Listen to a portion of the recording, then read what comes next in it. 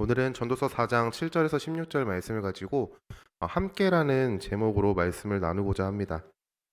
오늘의 말씀을 보면요. 전도서 4장 7절부터 12절과 13절부터 16절 이렇게 두 부분으로 좀 나누어서 볼 수가 있습니다. 이 두 본문은 각각 말하고자 하는 메시지가 다른데 저는 함께라는 단어로 공통된 우리에게 메시지를 준다라고 생각합니다. 먼저 본문이 무엇을 말하는지를 함께 보도록 하겠습니다. 먼저 전도서를 기록한 기자는요, 7절부터 12절의 말씀을 통해서 이렇게 말합니다. 어떤 사람은 아들도 없고 형제도 없이 홀로 있으나 그의 모든 수고에는 끝이 없음을 말합니다.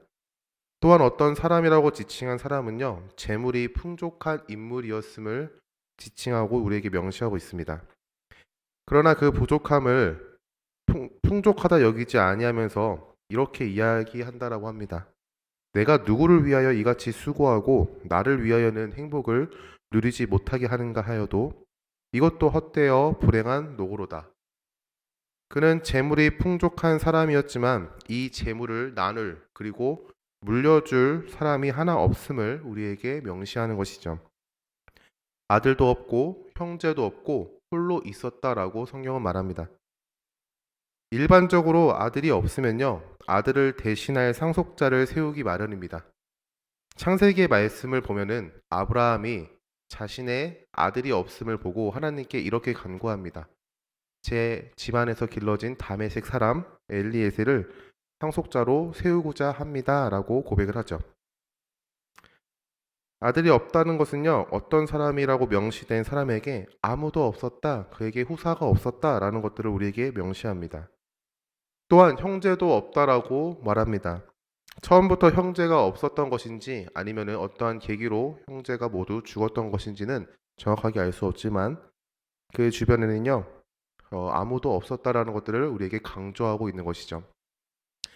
그리고 마침표를 찍듯이 어떤 사람에게는 홀로 있으나라는 한 문장으로 그가 아무도 없이 혼자 살고 있는 존재이다라는 것들을 우리에게 확정짓습니다. 그는 재물이 풍족함이 있지만 그의 삶에는요, 즐거움이 없다라고 전도서를 기록한 기자는요, 우리에게 말하고 있어요. 그리고 9절의 말씀에 이렇게 말합니다. 두 사람이 한 사람보다 나음은 그들이 수고함으로 좋은 상을 얻을 것임이라. 혼자 있는 것보다 함께 있는 것이 더 유익함을 가져온다라는 것들을 말하며 10절에서 12절에 그 유익에 대해서 이렇게 말하고 있습니다. 10절의 말씀에 혹시 그들이 넘어지면 하나가 그 동물을 붙들어 일으키거니와 홀로 있어 넘어지고 붙들어 일으킬 자가 없는 자에게는 화가 있으리라. 둘이면요, 한 사람이 넘어지게 되는 상황 가운데 그 누군가를 부축하여 일으킬 수 있는 사람이 있고 그 사람이 다시 한번 힘을 내어 일으킴을 받을 수 있다라고 성경은 말하는 것이죠. 그런데 혼자 있게 되면요, 넘어졌을 때 누군가의 부축을 받지 못하는 상황 가운데 있고 다시 일어나는 것에 있어가지고 많은 힘듦이 있다라고 우리에게 말하고 있습니다. 11절 말씀에도 이렇게 말합니다. 또 두 사람이 함께 누우면 따뜻하거니와 한 사람이면 어찌 따뜻하랴. 두 사람이 함께 붙어 있으면요, 체온을 공유할 수 있기에 따뜻하지만 혼자 있으면요, 따뜻하지 않다라고 말하면서 혼자인 사람과 누군가 함께 있는 사람을요, 비교하면서 우리에게 말하고 있는 것이죠.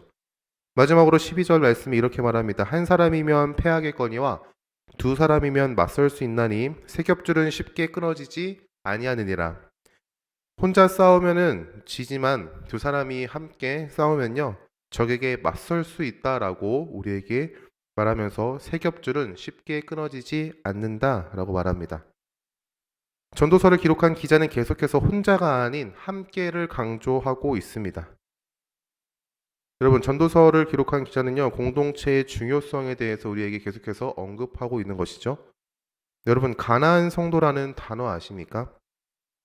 거창한 의미가 아니라 가나안이라는 단어를요, 거꾸로 읽으면 안 나가라는 의미가 됩니다.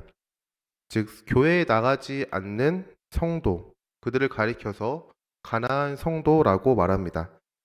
교회 공동체 내에 들어가지 않고 혼자 신앙생활을 하는 성도들을 가리켜 우리는 가나안 성도라고 말하는 것이죠. 가나안 성도가 되는 이유에는 다양한 이유가 있습니다. 그 사람의 개인적인 성향 때문일 수도 있습니다. 공동체 안에서 누군가와 함께 무리를 지어서 어울리지 못하는 그러한 내향적인 성격 때문에 그 공동체에 쉽게 들어가지 못하는 경우, 그러하기 때문에 가나안 성도가 되는 성도도 있습니다.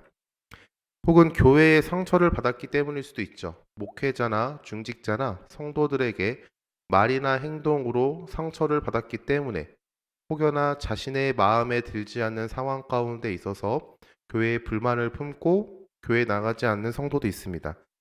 또는 봉사에 지쳐가지고 찬양팀도 해야 되고 식당 봉사, 차량 봉사, 교사 다양한 봉사를 하는 가운데 그 봉사에 지쳐서 그 봉사에 다시 한번 참여하기 두려워서 그렇게 교회에 나가지 않는 가난한 성도도 있습니다.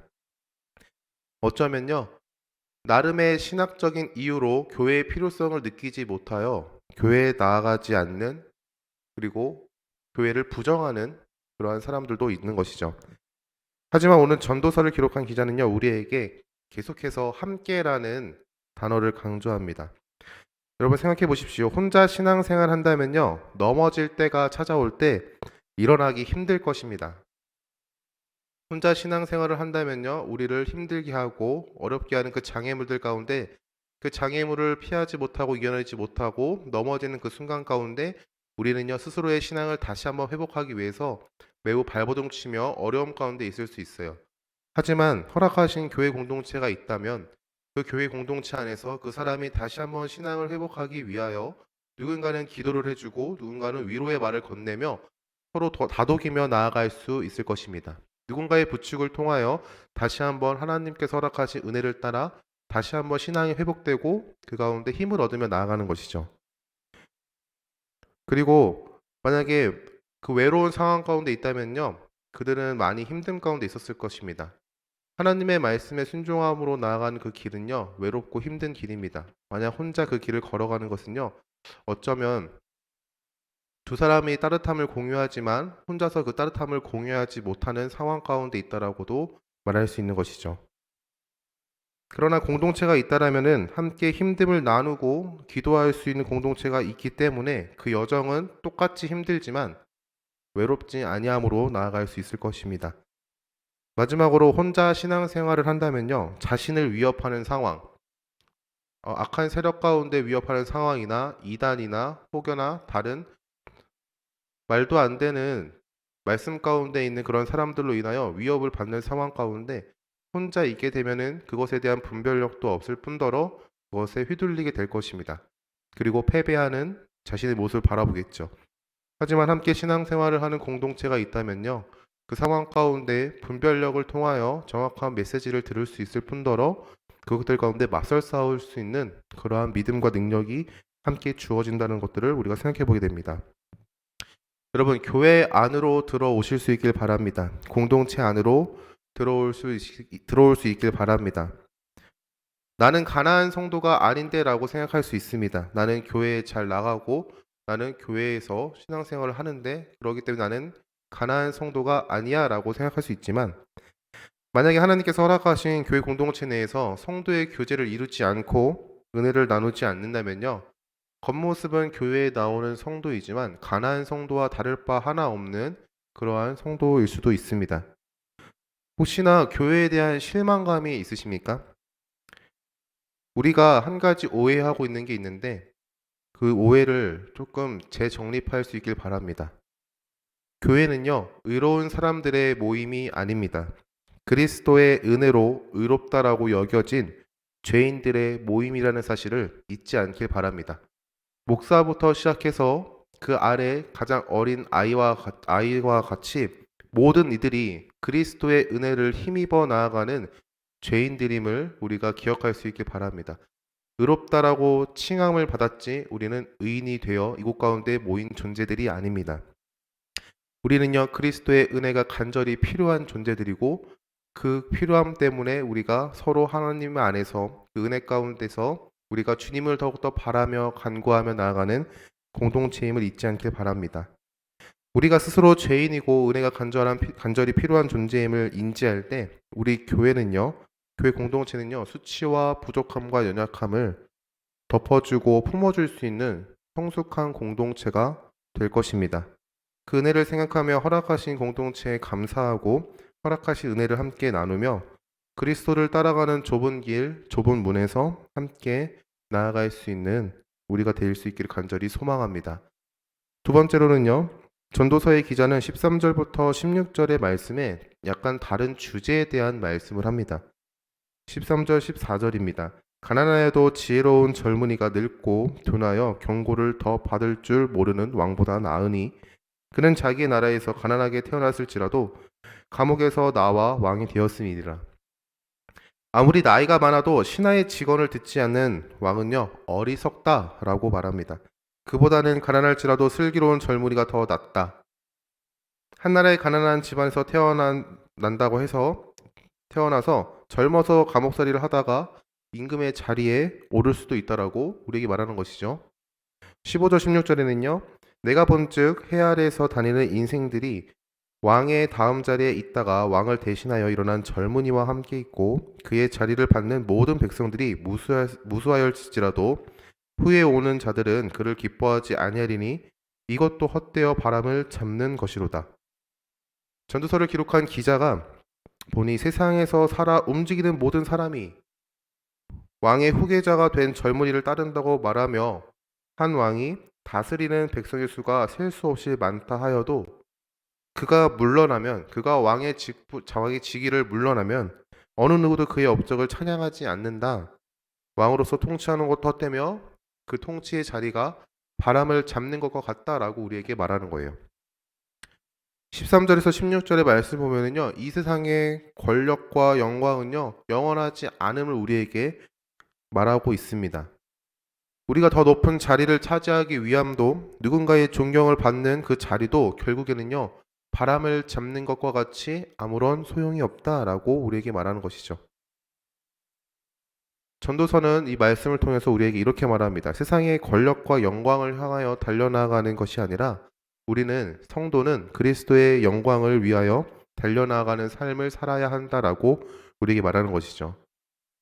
여러분, 호랑이는 죽어서 가죽을 남기지만 사람은 죽어서 이름을 남긴다라는 문장을 아십니까? 저는 어릴 때부터 가지고 있었던 한 가지의 의문이 있었는데 왜 사람은 죽어서 이름을 남겨야 하는가에 대한 의문이었습니다. 호랑이는 죽어서 가죽을 남기지만 사람은 죽어서 이름을 남긴다. 이 문장이 주고 싶은 메시지는요. 사람은 살아있을 동안에 훌륭한 일을 하여 후세에 명예로운 이름을 남겨야 한다. 너가 그러한 삶을 살기 위하여 열심히 노력하고 그러한 존재가 되어야 한다라는 메시지를 담고 있는 것이죠. 우리의 삶 가운데 세상의 영광을 위하여 살아가는 존재가 되어야 한다라고 우리에게 말하고 있습니다. 하지만 예수님을 인격적으로 만난 후로 하나님은요, 세상의 이름을 남기는 것이 아니라 하나님의 마음의 이름을 남기기 원하신다는 것들을 좀 깨닫게 된 것 같습니다. 그리스도를 따라 순교한 자들 중에서는요, 이름을 남긴 사람도 있지만 이름도 없이 빛도 없이 그저 그리스도의 은혜에 감사하여 그 말씀에 순종함으로 순교한 사람들이 더 많은 줄 우리는 압니다. 그치만 그들은 세상에 이름을 남기지 못하였지만 하나님의 마음에는 이름이 새겨졌을 것입니다.